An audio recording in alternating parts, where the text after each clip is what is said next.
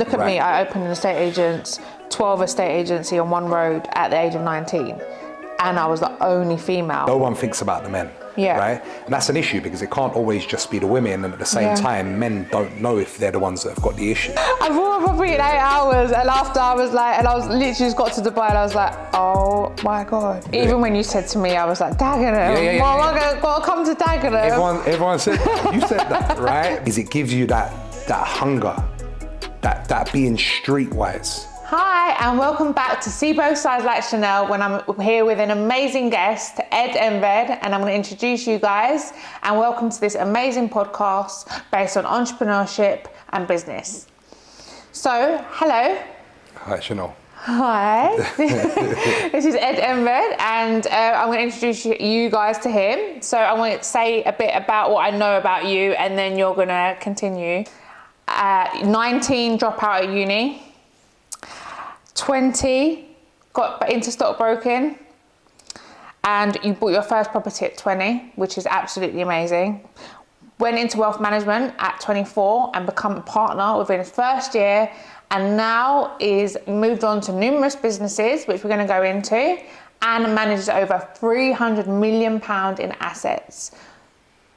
Asset for wealth management, is that it? Wealth management. Wealth management. £300 million in wealth management. So, so much exciting stuff to talk about today, and I'm really, really excited to get into it. So, welcome. Appreciate you having me.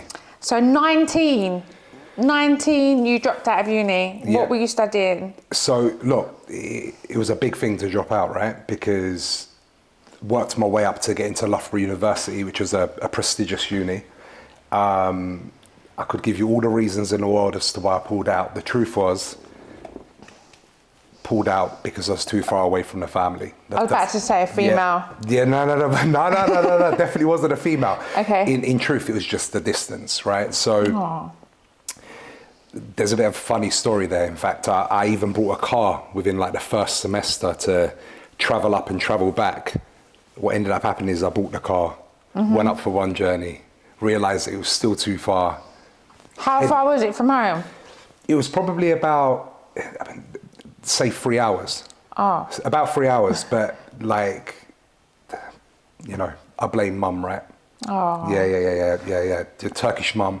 Yeah. You know, wrap the cotton wool around me, and that distance was just too much. So pulled out. What year did you pull out? Because I pulled out of uni, so I'm seeing a bit of a pattern here.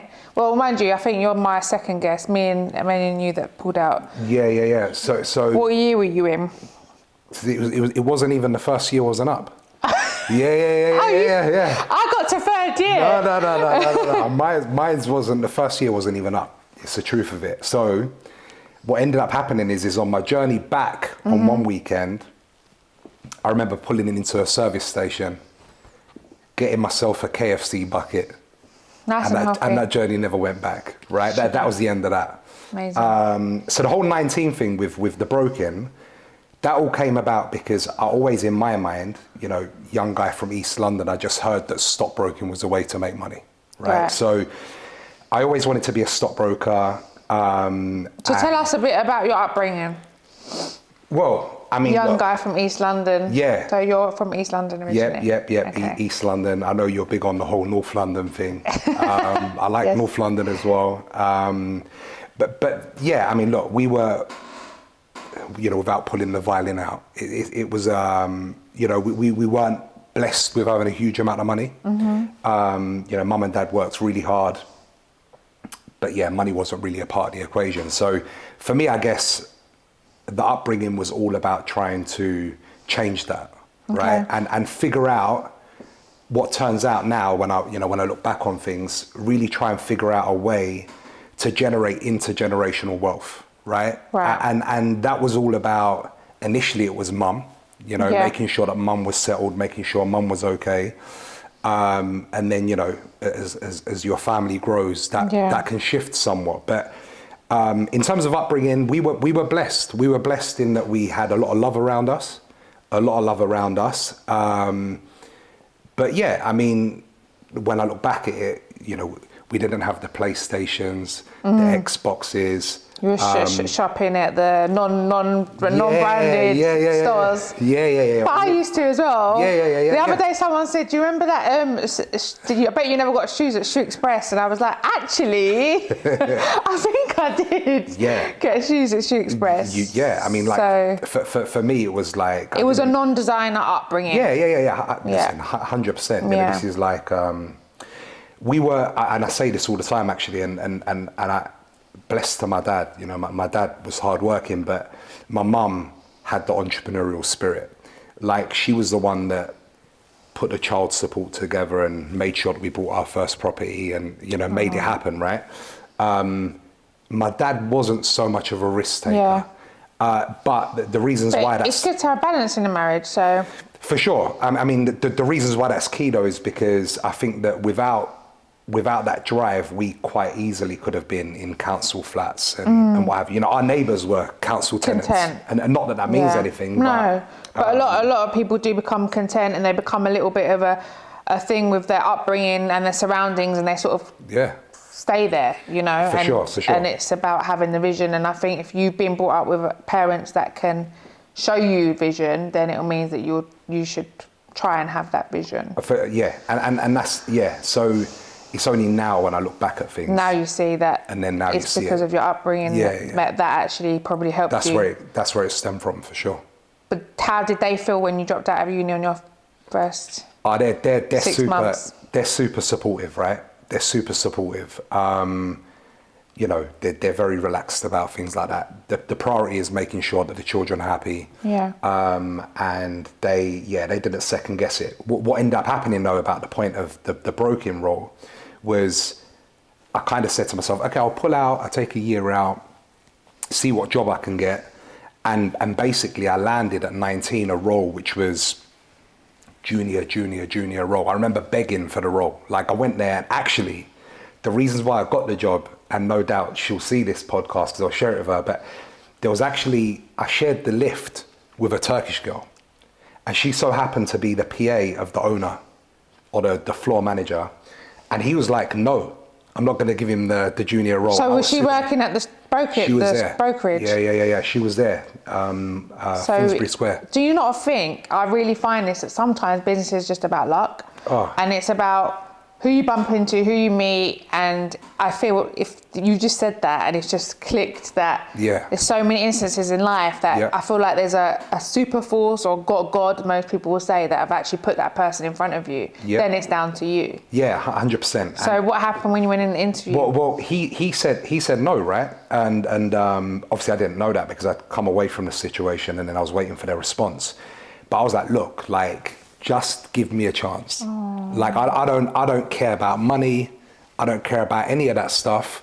Just give me a chance, you know? And we were, whilst we didn't have a huge amount, we didn't ever get charged rent or anything like that. Like, mum was stay at home until you can buy, right? So I was like, please just give me a chance. And then, they'd obviously spoke. He was like, nah, he's too green.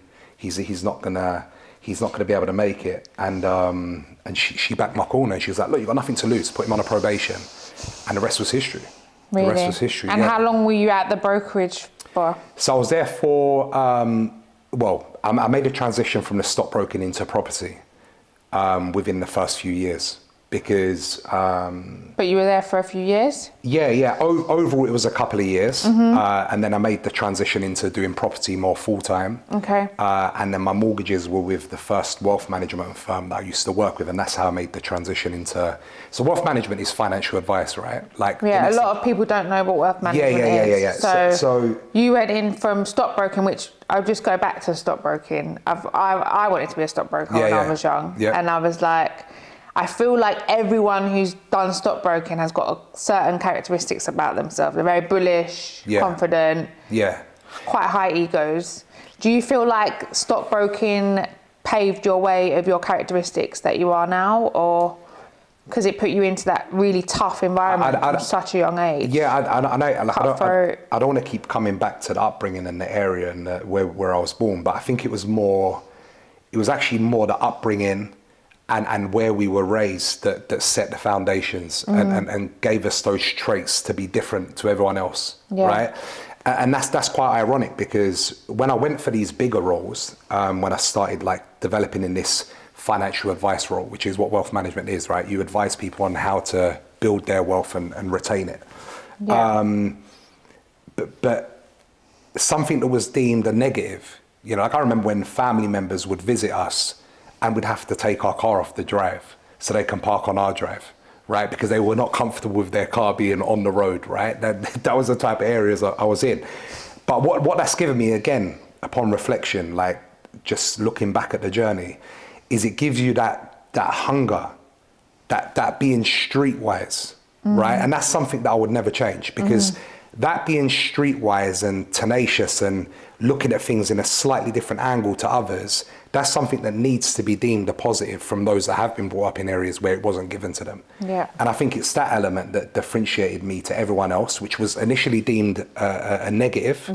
So like it was, of course, a downfall. But even me now, where I was like, I was brought up in Tottenham, and you can see sometimes when I go out to places and my English is like not as good as others, and I'm like, okay, I might have made it far in my success story and financially in my goals, but academically I'm never going to be it. I'm never going to be private school educated. No. And I think that's one thing I've learned as well, right, is that we will always be deemed working class, regardless as to the money that's in the bank, regardless of what you've developed. I wouldn't class myself as, well, I would. Well, I started working on the market, so but deemed that is working class. Yeah, but deemed and being is a totally different thing, right?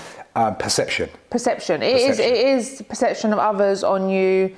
Obviously, me and you went to a recent networking event in Dubai, and there was a lot of people from that world. A lot. And it's crazy that you can just you can see the difference, you know, in a room full of people, and it's something you need to think about when you go into events. But I think, you know, you're doing amazing, and I feel like when you're out because you're in an environment full of a lot of people. How many people in your wealth management company now? So within my practice, there's 50, and within the group, there's 5,000 advisors.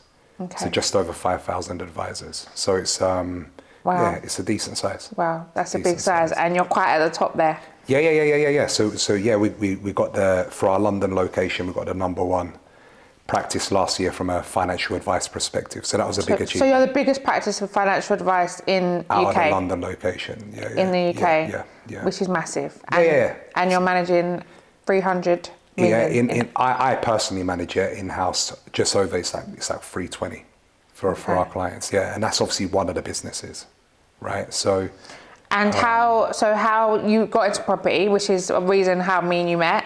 I also manage your property, well, some of it, I guess. And another pattern with my guests is that I met them all in property, because property is, I mean, I would say property is one of the best money makers in the world. I think it's becoming a bit of a thin line between property and business. Now, for me, obviously, property works. I've done it from I was born. But now I'm looking at as property was my be-all and end-all. And now I'm like, wait a minute. We do need other streams of income because of the economy and what's going on. You've got a war going on every few years, COVID and all these life changes that I feel like now you need other streams of income, not just property and development. Obviously, I've got an estate agency, so I manage portfolios and I've property developed. So I'm in all aspects of property and selling. So selling for me is what I love to do. I know that your main focus originally was property. How did you then diversify into other things, and do you recommend that? So I guess obviously the property thing was only possible because I had the income to back it up, right? I was only able to go aggressive in property because I had that stream of income. So it was the stream of income that then allowed the property thing to happen. The property thing was interesting because we've got family that are involved in property, heavily involved in property, but we've never really had a steer from the family. In all honesty, you know, they've never really been that supportive on the come up in terms of trying to guide us on the best way to do things. And what's interesting is the property thing came about because I heard an uncle having a conversation with an estate agent. and I couldn't afford to buy in East London at the time.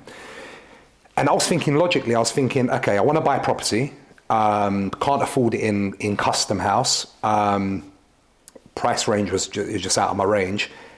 Like, where else should I be buying? And logically, I started looking at maps, and I was thinking, well, 10 minutes down the road is Essex. You've got Dagenham, Rainham, Hart, you know, and I was thinking, okay, what, Barking? And I was thinking, well, maybe that's a good place to start. And I remember when I started in Dagenham, people were like, you're crazy. Yeah. You're crazy. But even when you said to me, I was like, Dagenham, I got to come to Dagenham. Everyone said that. You said that, right? But I started in Tottenham, so there you go. Yeah, this is it. So, but logically, I was just thinking, hold on, we're in a position where you're having to pay, like, at the time, $500,000 on this side. On this side, you can buy a property for 150, and the yield's better. So I'm going to chance it. Everyone said, don't do it. I went with my gut, started getting heavily involved in and that. that was where was your first property, and how did you buy it? Dagenham. And what was it like back then? It was, How old were you? Well, back then, 20 was my first property. 20? Yeah. But back then, we won't go into too much detail now, but the mortgage interest thing wasn't an issue, right? Yeah, of course. You could buy properties in your personal name, smaller deposits, ramp up.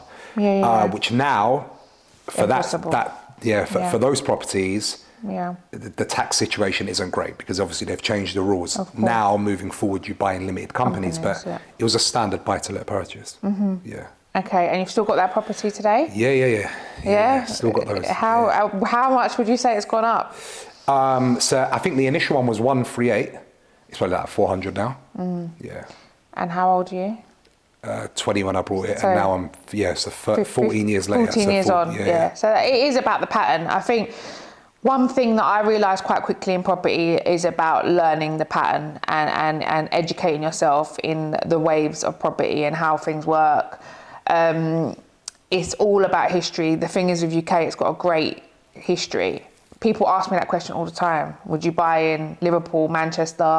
I know a friend that's recently bought a lot up north, and I've always been anti going out of the M25. But you're right. Now I look back, and even me, I'm like, okay, I was fortunate enough to buy in London. Yep. But for people who are 20 that are very ambitious, there's still people now at 21 that want to buy a property. Yeah. And they can only buy £80,000 three-bed house. But the yields, put it on an Airbnb, buy right, buy near the station. Yep. Short-term lets, you'll be still achieving like 10% yields, which for 80,000 investment.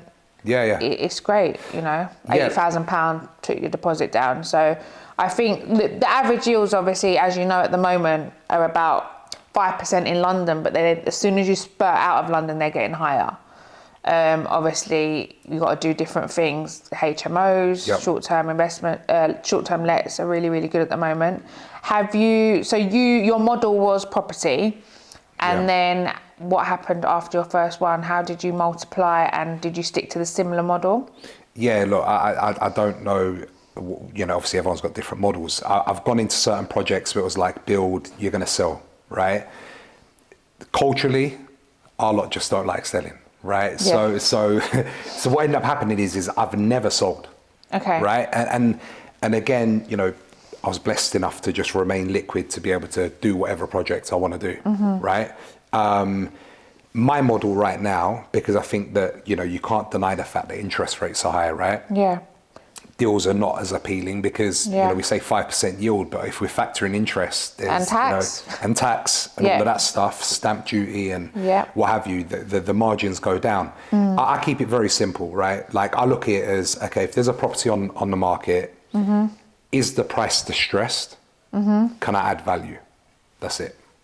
Right? Distressed and value. Yeah, that's it. If I can add value, then I'm game. Yeah. If it's a distressed price, I'm game. Yeah. I just think that there's definitely, look, here's the thing, right? Is that when everyone's being cautious, it's, in my opinion, time to be greedy, right? And then when everyone's being greedy, it's time to be cautious. And that's a Warren Buffett saying, so it's not mine. I won't take props for that. But I think it's key, right? Because if you think about it, if you go back to 2019, You go to an open house, there's 30 people at the door, it turns into an auction. Yeah, but I bought in 2019. Yeah. Not saying that it did well, but the rental, it swings and roundabouts. Yeah. It really is, because then your rental yield's a lot higher. Do you know what I mean? Like my interest back then was 200 quid a month. Yeah. Now that same property interest is 800 quid a month. Yep. So you benefit off the rent instead of the capital growth. But back to that same point though, is that in 2019, the model didn't change. It was distress price, add value. It wasn't distress, right? It was overpriced though. No, but my strategy. Yeah. Right? So you need like really good foresight to be able to buy in a high market to pay more to then see the value long term, or a crystal ball. It's got to add some value. Something's got to add some value to your portfolio. Otherwise, I mean, how about now though? Everyone has diversified their model. Yep. Are you saying you have not changed your model from 14 years ago to now? No. You're still going to keep it the same? On property it's the same. Because I've changed it in that I've done various different projects in that, you know, whether it's development, buy-to-let, HMO, whether it's Airbnb. But in terms of the price point, I don't change that. Okay. You know, I don't, when it comes to business, I don't care what the business is or what business I'm running.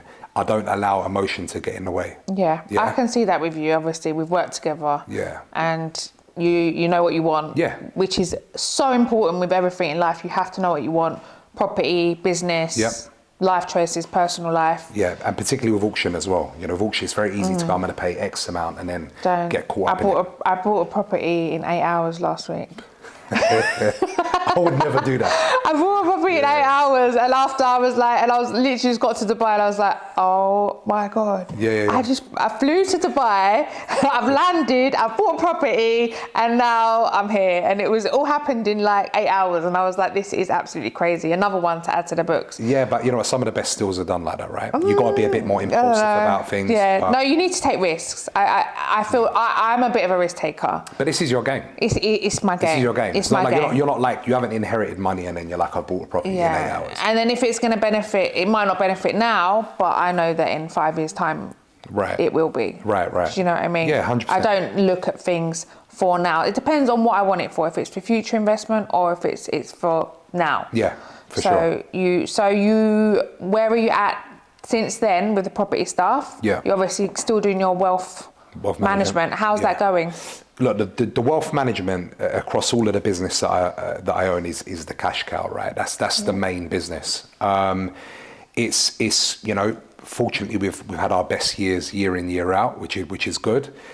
Is the market challenging? Yeah, definitely. Like there's a lot of people out there right now that are worried about mortgage payments and what have you. But I guess back to a point that you mentioned earlier on about, you know, diversifying.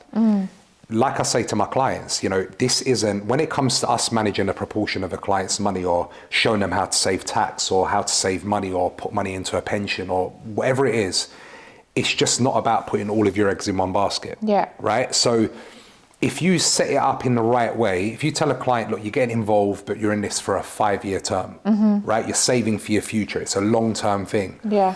As long as you manage expectations, you secure yourself for retaining clients.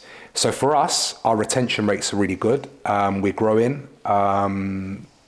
It's all positive. Yeah. But there's challenges. What would you say your challenges are? I think there are people out there across the whole spectrum. You know, I've got clients that have got 2,000-3,000 properties, right? Wow. Can I manage them? We'll get there. I like it. Always be selling, right? Always. But they've got like, they're leveraged up. Right. These are people that have got like, you know, 75% loan to values and really leveraged up and stretch themselves. That's another big point now. I'm finding that the more successful people are, the less liquid they've got on them. Do you feel like that's a big downfall, obviously managing so many clients? Are you seeing a pattern of that? Yeah, I think that there's 100%, there's a lot of people that are asset rich and cash poor, right? And unfortunately, and this is why certain people, when they build their businesses, they run off different models. I've got clients that are very, very wealthy. They will never buy a house. As in, they'll buy investment properties, but they'll never buy their house. They'll rent. Well, I've heard of that. I know a lot of people that are doing that. Yeah. And the reasons for that is because the way they see it is if I'm going to lock 3-4 million or whatever the amount is into a property, I'd rather use that to buy into investments and generate income, and then a proportion that can fund my lifestyle, right? So I think the whole asset rich thing, if you look across London, there's a lot of people that have got big family homes but have no income. Yeah. So I don't think that's changed. That's pretty standard, I think. But I think back to that point about diversifying, I think that it's just about making sure that you've got a multifaceted approach, right? You've got to make sure that you're not reliant on one stream of income. I don't care if it's property, if it's wealth management, if it's, the other businesses I'm involved in, I spread that around because anything can happen. 1,000,000%. Anything can happen. And for me, I just want to make sure there's multiple streams just in case. I think what it was with the economy in UK, it was so good for so long and interest rates were so low for so long and everyone got so complacent with house prices staying the same, all businesses were flourishing. And then I think after COVID hit, everyone saw a massive change in lifestyle. After lifestyle, now we've seen more changes. Obviously, Brexit, I think, massively impacted us as well. Yeah. It has. I feel like now people are like, I'm in trouble. Like, what am I going to do? And I'm seeing it a lot. Obviously, I owned an estate agent for 16 years, and now I've got panic sellers. Like, literally ringing me on their last legs, like, I need to sell, today. Yeah. I'm seeing a lot of repossessions again. However, like you said, that does breed opportunity for people that have got a lot of liquid, and I do feel like it's going to be even better time to buy in the next 6 months. Yeah. So are you ready to go? Yeah, I mean, look, for me, as I said, the model remains and we continue, right? There's regardless to what's going on. But we can't deny the fact that during COVID, millionaires and billionaires were made, right? In that time, those people that had the courage to capitalize on the lower markets made tremendous amounts of money, right? But the reality is we can't all be like that. Otherwise, we'd all be multi-millionaires and billionaires, right? Everyone's built different. Yeah. But, there's a lot of people right now that are making lots and lots of money. There's a lot of people right now that have lots and lots of cash. And regardless of what the tabloids say, there is money to be made. It's just about being calculated. Okay. That's the key. So you diversifying, which I'm trying to do as well at the moment, believe it or not. I'm like seeing where I can step out of the property thing, even though I love it so much, which is why I went to Dubai last year. Yep. And as you know, I've been there for 2 years now, selling there, learning the market, learning the trends, learning about more businesses. I know that you've made the step, well, your company's made the step as well to go to Dubai. Is that purely for tax reasons? No. So what? Look, we've got Singapore, we've got Dubai, we've got Hong Kong. This was just another market where we found that there was clients there and there was an opportunity. So we've obviously gone there to capitalize. My client bank's very broad, right? So I look after anyone from rappers and influencers and footballers all the way through to lawyers, business owners, and what have you. I'm definitely seeing a trend, particularly with the influencers, that they're going out there, and I owe it to them to make sure that we're on the forefront of change. And that's the reasons why we've gone out to Dubai. Okay. So to put your feet on the ground and take it from there. Which you're going to go running, I'm sure, because your launch was amazing. Yeah. We had a good launch. I think we had like 400 people turn up. On the one day that it rains in Dubai, it rained, right? It rained a day, and Enver took an hour to get to, so that was absolutely crazy. So, and I appreciate you with everything that was going on. I appreciate you coming. That's all right.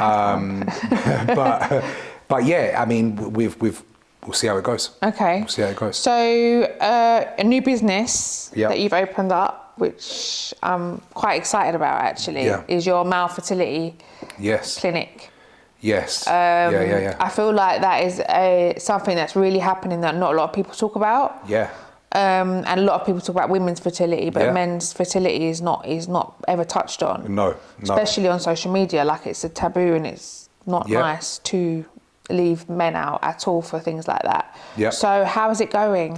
I think, look, you set the scene on that the way you're meant to, right? Because I think that there is this point where it's all on the women.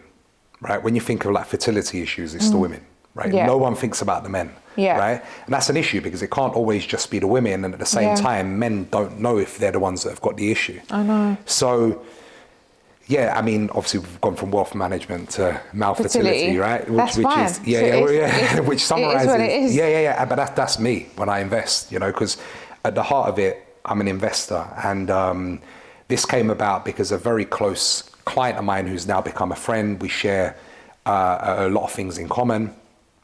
And what's that?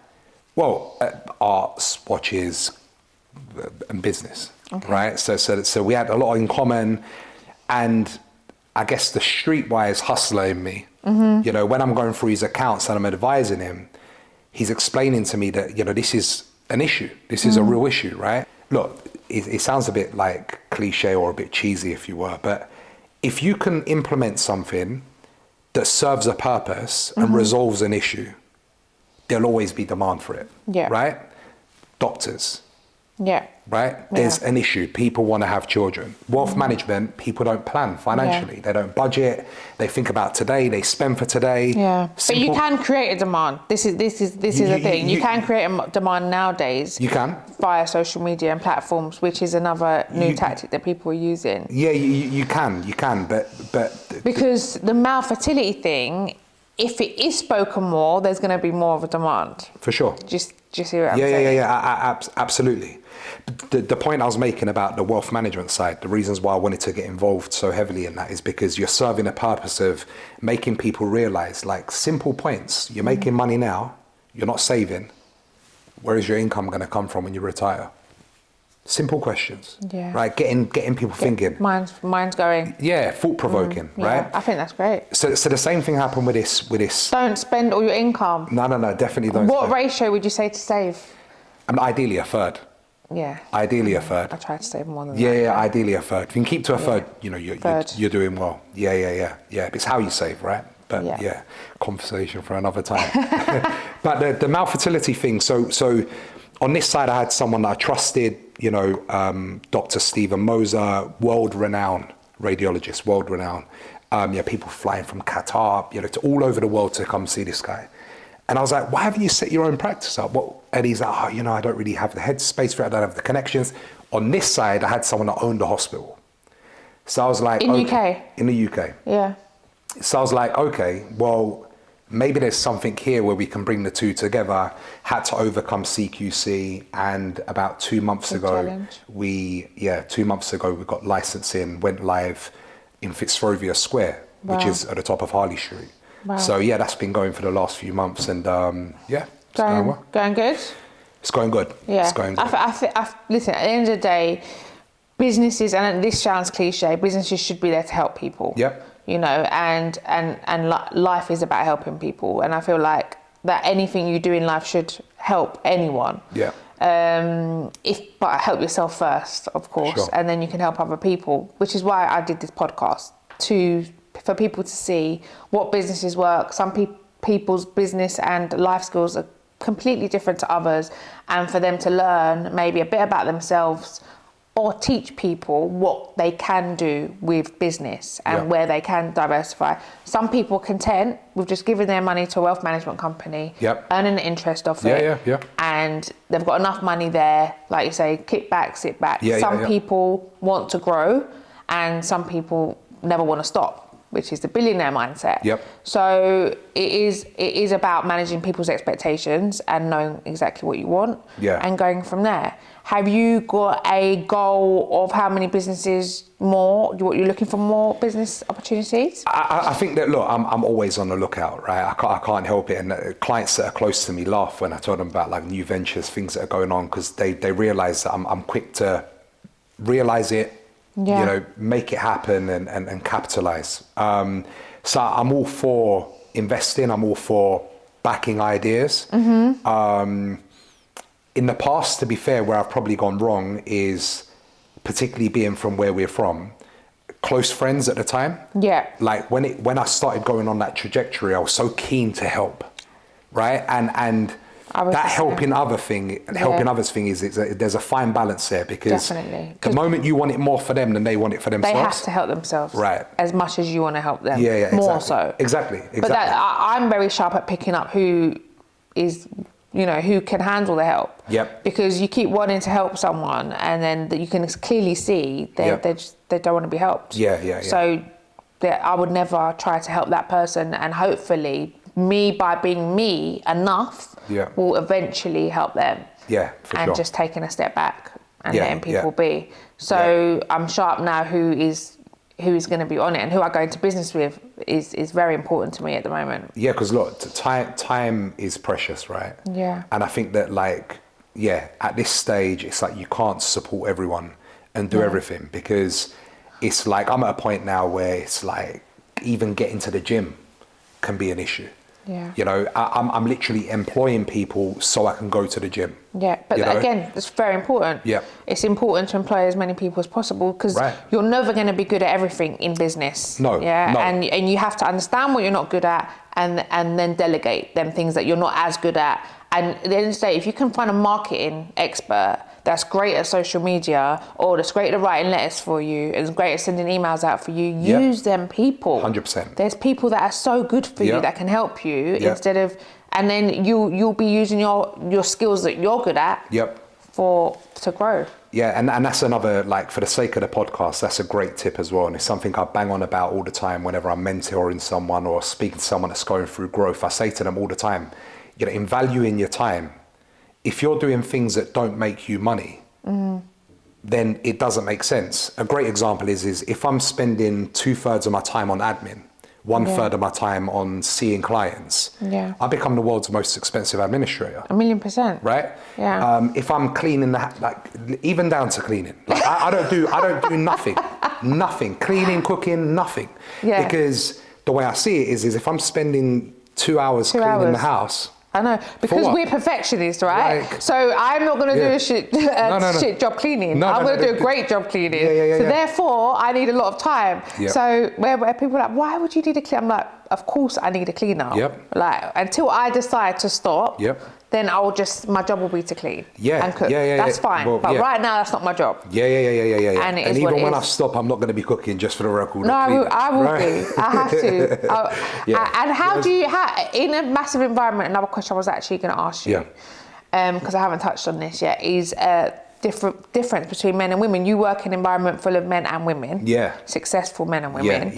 And do you feel there's downfalls of being a woman in your sector, wealth management, property? Look, I think anyone that's at this level in the corporate world, when we talk about women, race, they're denying themselves of telling the truth if they say that there isn't a disparity and a gap. 100% there is, right? Because when I started I knew you were the right person to ask. No, 100%. Like, even when I started out in the corporate world, like, I was a person of colour. Right? You don't need to be a rocket scientist to walk into a room and realize, like, my team's like the UN. Right? Like, when we turn up, everyone knows we're there because there's, people from all over the world working for me. I've met some of the team actually. Yeah. You've seen it. And we support that. There's definitely a gap. Women are definitely becoming a bigger force in business. It just so happens that a big part of my team are women. We supported women in business, as you know, with Stephen Bartlett and Karen Brady. We do what we can to pump money and resource into that area to try and support it. But there's still a lot of work. There is a difference. And I just purely think that is because there's a lot of this feminism stuff going on, which I don't agree with. And I feel like people need to accept there's a difference. I do feel like women are much better at things that 100%. That men are not as, and men are better at things that, like, I personally feel like women can get, especially in the golf, women get looked at a lot differently. Oh yeah, but that's a difference. So you're not taking it seriously. But at the end of the day, with longevity and consistency in what you do, and shows people how serious you are, it's the results, isn't it? Yeah, and this is the thing, right? Regardless as to where you're from, what you do, it's very easy to be like, play the card of being victimized. Right? It's very, like, cut that. 1,000,000%. People need to just stop that victimizing thing. yeah. Stop it. If you go into any industry, and this is the thing, often people try to reinvent the wheel when it comes to investing and what have you. But often the biggest opportunities are right in front of you, right? Yeah. So it's very easy for me to go, where do I invest? How do I set things up? Well, how about I just put more money into my business? How about I invest in myself, right? And all of those things can generate more yield. But the point about being victimized is it's very easy to just go, oh, well, I haven't got that job because of this or because of that. Yeah. Well, you're in the same position. Yeah, 1,000,000%. You're not going to progress. Yeah, less excuses. Right. Finding what you're good at and executing what you want, and that's it. Yeah, and the one thing I've always maintained, regardless as to what it is I look at who's doing it best and I do it better. That's it. We don't need to complicate it. Very Work smart. harder than that next person. Yeah. Some people say, oh, yeah, it's not about working hard, it's about working smart. Yeah, you'll get there. Yeah. You don't start working smart No. straight away. How do you know what smart is? Just work hard. Look at me. I opened an estate agents, 12 estate agency on one road at the age of 19.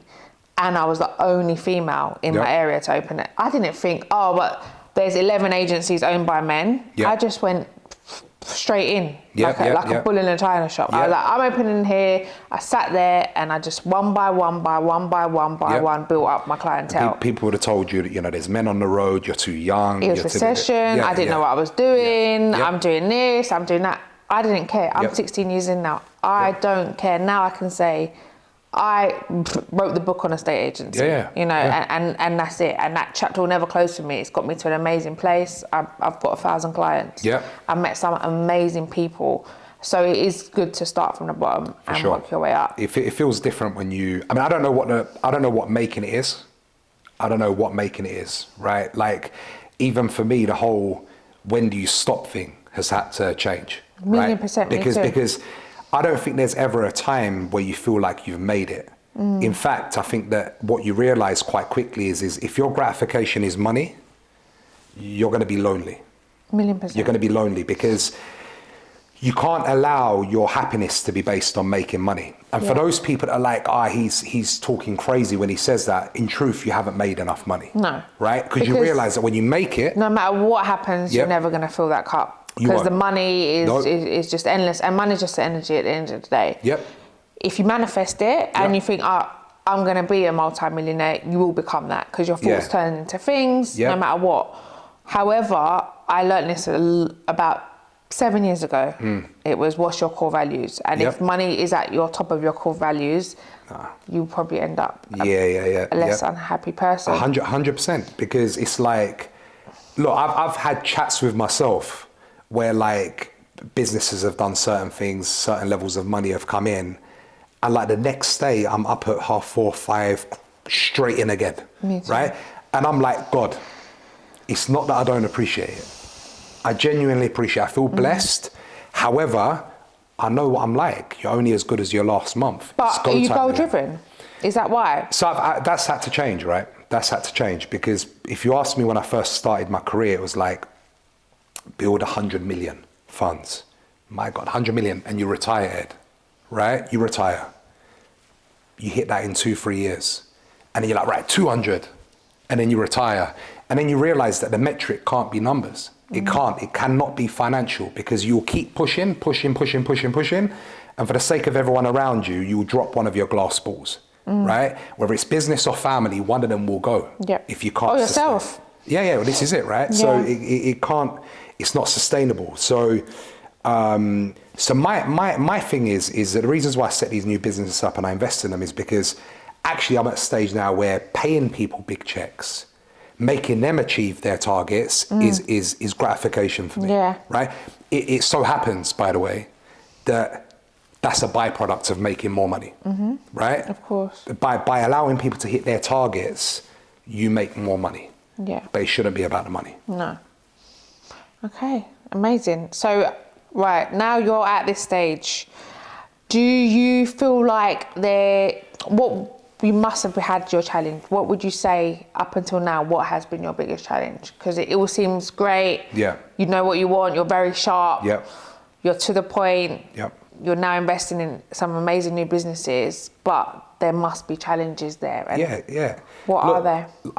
There's challenges every day, right? When people say to me, Ed, you're so relaxed, I'm like, my God, I'm the analogy of a swan, right? You're just casting over the water. Everyone thinks everything's going fine, but the legs are going 100 odd miles per hour. Like, that's my life every day. There's challenges every day. The challenges that I face in business every day, most people would probably be crippled by it. They couldn't deal with the pressure, right? I'm just a believer that all we can do is our best. Yeah. That's all we can do. So my biggest challenge is I'm my biggest critic. Okay. There's no one out there that's going to be more critical of me than I am. Yeah, right? There's nothing that anyone can say. Yeah. So for me, the biggest challenge is just making sure that I'm consistent with it, keep believing in the process, and overcome those challenges. Okay. And what do you do for yourself? I'm in that lonely space, to be honest. When I look back at things, it's not as glamorous as people think. I know you don't drink. I don't drink. I don't smoke. Cigars? Cigars. Okay. Cigars are, I mean, like a few a year. But you know, it's going to sound so boring, but investing and that whole process that comes with it, like the due diligence, that side of it excites me, and that is a hobby. You know, like investing for me is a hobby. Yeah. You know. I think everything you do needs to have joy in it. It has to have fun in it, because then it's become a chore, and it's not a job. It's your life. It's in you, isn't it? So you're all one with everything. Yeah, so, absolutely. You've got to, you know, there's a lot of people that when they start their careers are like, I'm doing it for the money. There'll always be an end to that. An end, or it will have to change, or break, or they'll lose it. Yeah, for sure. When you're too conscious of money, and you're very money driven, unfortunately, there's an energy that will take that away. So it's very important just to let it go and let it be free. And I think that's great. Absolutely. Okay, so that's really good, and it's been so great speaking to you. I've learned so much more about you, but I'm going to learn some more now. So I want to do some multiple choice questions. Let's go. Okay, so we're going to do a car question because you're very manly. Yeah. So would you rather a Lamborghini, Porsche, or a Bentley? I'm a Lambo man. Lambo man? Yeah. Okay, so someone knows what to buy you out there. It's not going to be me. Yeah. Would you rather let me pick you on watches, as you like watches. Yep. RM, Rolex, or AP? It depends. It wouldn't be RM. No. If it was like a AP skeleton, then I'd go for an AP. Yeah, me too. Yeah. Ding. Yeah, there you go. Okay, and would you rather at the moment invest in a property, invest in a car, or invest in a business? Depends on the price. Okay. It could be any one of those things. Okay. Just depends on at the moment, today, if you had 3 choices... Property, car... Or business? Business. Really? Yeah, because with property, you're committing a lot of liquid, right? I've had a number of businesses that I've set up with near zero that, make money. So, do you feel like at the moment in UK, it is a good time to buy? Yeah. As long as you're comfortable with the price, you know, you can see online what the roads sell for, right? As long as you know that you're getting a decent enough price, and like you said, you're in it for the longer term. Yeah. So you're not trying to make those short-term gains. Yeah. Well, you can't with 8% interest. Yeah. Well, this is the point. Unless you know you're liquid enough to buy cash, right? Yeah. So as long as you're comfortable with what you're paying. Okay. And would you diversify to Dubai? Do you think Dubai is a good idea at the moment? Yeah, I think that Dubai is an interesting one, because obviously I've been there various times, as you know, more recently on business, and spent time and being out there. You've just got to have your trusted advisor, right? Yes. It's where people like you come in to make sure that you're guided on what you're paying, where you're buying. Yeah. Because location's everything. So don't be caught up in the whole just buying from anyone. Make sure you've got that trusted advisor. Thank you. You're welcome. So yeah, if you want to buy in Dubai, obviously everyone knows to come to me. And if you want wealth management, everyone knows to go to Ed. That's right. And I think that's what the world is about, combining amazing people that work well together, that are on the same lines, that know what each other wants, expectations of what you want and what you're going to get out of it, really. I think that's so important now. So I'm just blessed to have met you, to be honest. And Same. it's not short. It hasn't been a long business relationship. Yeah. It's been a short one.